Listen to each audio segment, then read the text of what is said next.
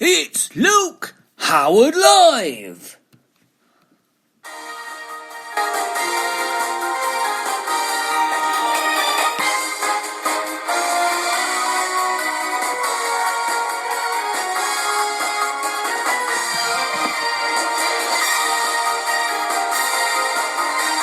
Woo! Thank you, woo! Oh, thank you!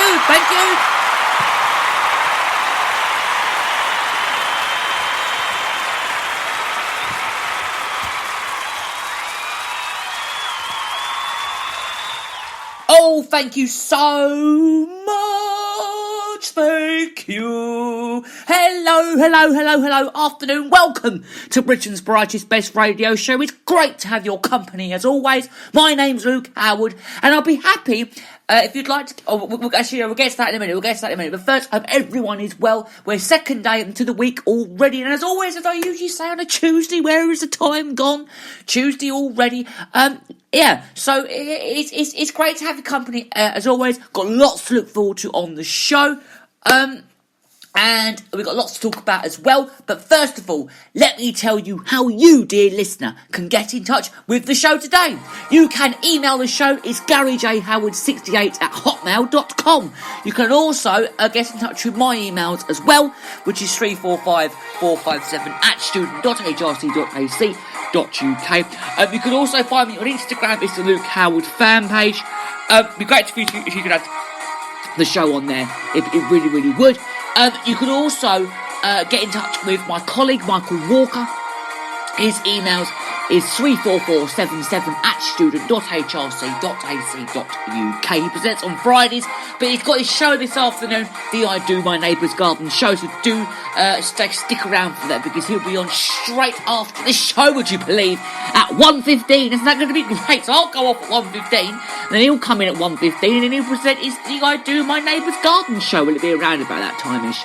And we'll keep you updated about that. It's also, his other email is mdwalker2002@icloud.com, and you can also use the hashtags to get in touch with us as well. It's hashtag Luke Howard Live, hashtag Michael Walker Live, and lots more. So, great ways to get in touch with the show there. Do that. Now, coming up on the show, we're going to be talking about the budget, which is set to be taking place tomorrow.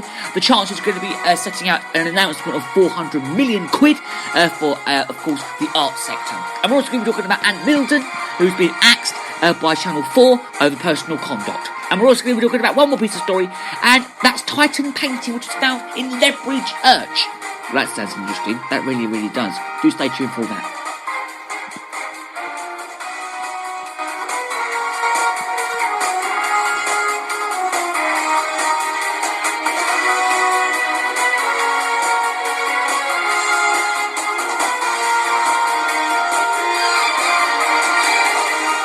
Okay, so let's get kicking off then into what's in the news today. But first of all, though, I just want to say about the National Day today, because it's Teen Mental Wellness Day today. So, World Teen Mental Wellness Day, and I want to talk a little bit about that because I just want to get into the little details about it and what it's actually all about. Now, it's March the 2nd, which is today, and it's Teen Mental Wellness Day, and it's going to be aiming to normalise conversations and disc-mental symptoms around teen mental health issues.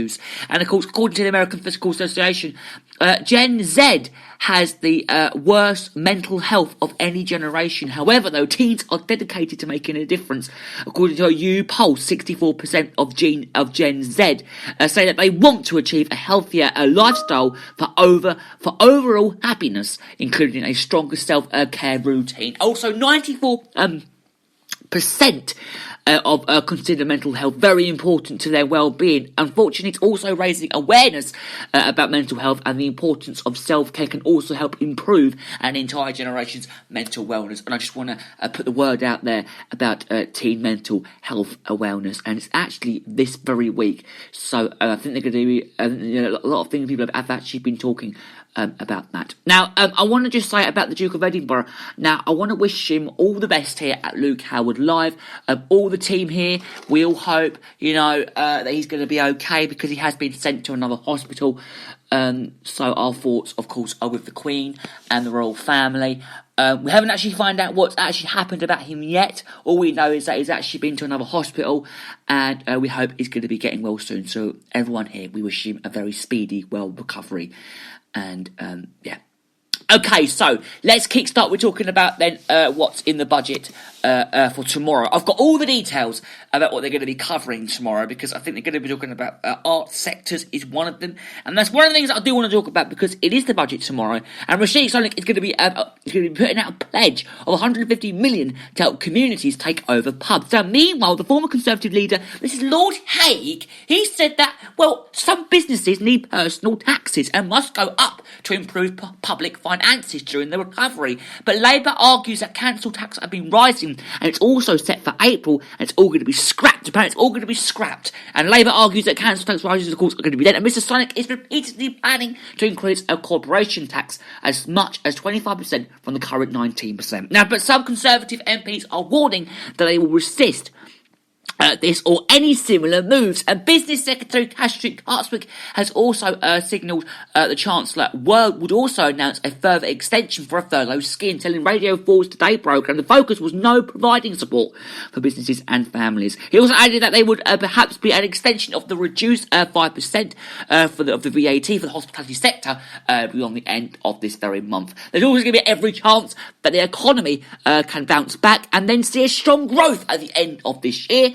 And it's also going to be taken down during the pandemic, and spending on programmes such as furlough costing tens of billions of pounds at the government there. It's also expected to borrow 349 billion during the current financial year, and the official figures show that the UK economy contracted by 9.9% last week, and was revealed employment had also risen to 5.1% in the 3 months to December, of the worst rate back in 2015. Now, It's going to be the cultural sector. It's also going to be a significant driver in any recovery as the country follows the roadmap of reducing COVID restrictions.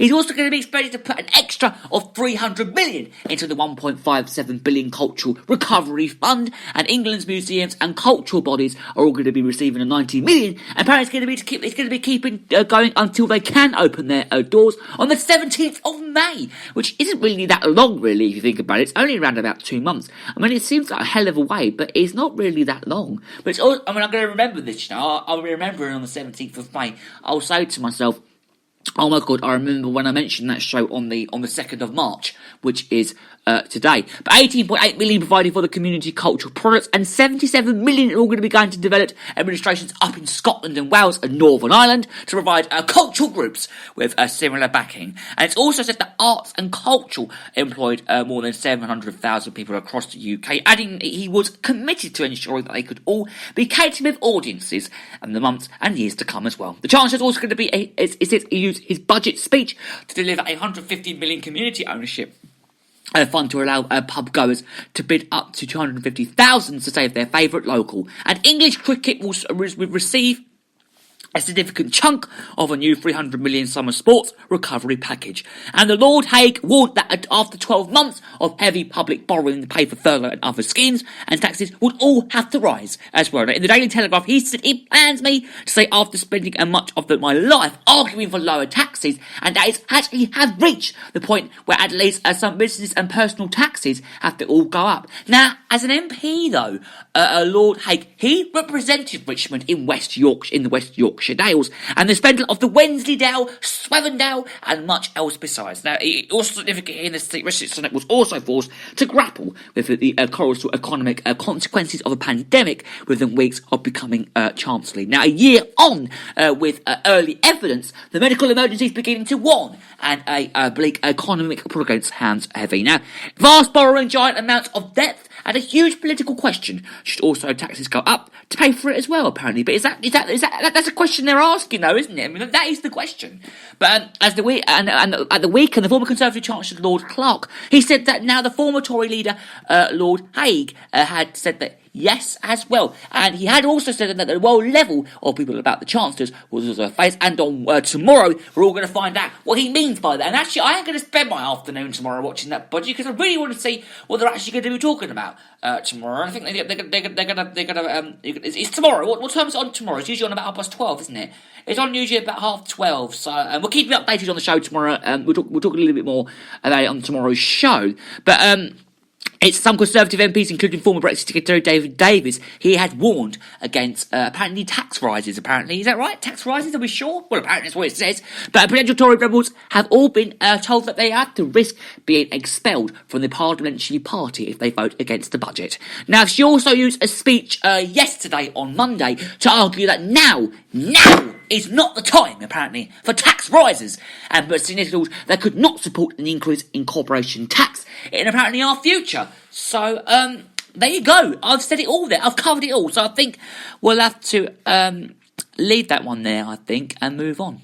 Okay, so, any more national days while we're at it right now? Because I just wanted to have a quick look. Okay, let's just get rid of this bit there, because it's actually today, it's Read Across Emergency, Dr. Zeus Day, of course, is today. I think it's his birthday today. I think that's when he was born. And it's also Banana Cream Pie Day. I'll check to make sure when Dr. Zeus was born. And it's also Banana Cream Pie Day. I've never actually had banana cream pie. I've never actually tried it, but it seems really, really nice, if you ask me. I mean, it sounds really, really good, but, yeah, sounds delicious. And also Old Stuff Day. What do they mean by old stuff? There's nothing in this world that's old, is there really? Is there? I've never actually heard of that day before, but it is Old Stuff Day. It's also, that's tomorrow. Tomorrow's a really weird day. Mulled Wine Day. I actually thought mulled wine came around after Christmas, around about Christmas time. I never actually knew it came around in March. That's gobsmacked me, really. That's really got to me. I mean, I'm really surprised that Mulled Wine Day isn't actually in December. It's actually in March, on March the 3rd. Well, we'll talk more about that on tomorrow.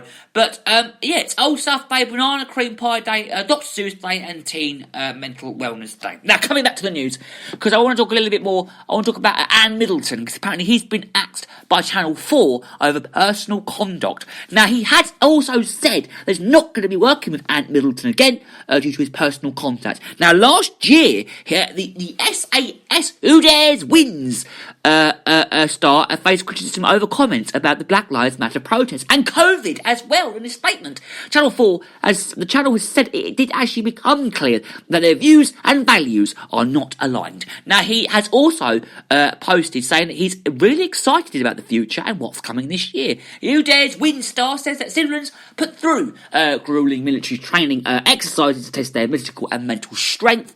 And the full statement from Channel 4, it also said that Anne Middleton is not going to be taking part in the future series of SAS Who Dares Wins, following a number of discussions Channel 4 and Midnight Films have actually had with him in relation to his personal conduct, as it has become clear that all their views and values are not alleged and will not be working with him again. Now, the 40-year-old said that on social media he had decided that it's time apparently to move on, as they said. So that sounds interesting. Why is he moving on? We don't know. But he also added that big respect for the follow at the yes. It's also going to be a journey, apparently, and it's all they will never forget. Thanks to everyone who took part and made the show what it really is right now. Now, really excited, he said, about the future and what's coming this year is what he said. And in June last year, he apologised. He said he apologised after complaining to Black Lives Matter protests as absolute scum, which is terrible. Why would you say that about that? But he's also complained about the extreme left and the English Difference League's extreme right taking to the streets as well. Now, Anne Middleton said that he was anti-racist and the anti-violence after deleting the tweet. Now, I think we'll leave that story there, because I want to move on about that. So we basically just found out why he actually got axed from there. So I think we'll leave that one there, because I just want to leave it there. So one more story to talk about now. It's Undiscovered Titan Painting, apparently. That sounds interesting. So basically, where are we going to? Herefordshire. We're in Herefordshire, because the last sub was actually given to St Michael and All Angels Church in Ledbury in Herefordshire. No, not Hertfordshire, Herefordshire. I keep thinking it's Hertfordshire, but it's not, it's Herefordshire. In 1909, art historian, this is Ronald Moore, he believes, apparently, that he has now discovered Titan signature signature on the canvas during restoration work. It always had a feel of Titan about it, he said, but he said, I could never identify it, and now we have a breakthrough. And he also said that he was approached by the church to research and then restore the vast painting, which is more than 12 foot wide, 3.6 metres, about 3 years ago. And he and assistant Patricia Kenny has since spent 11,000 hours trying to establish links with the 16th century veteran artist. And eventually better known as Titan, was the greatest painter of the Victorian school.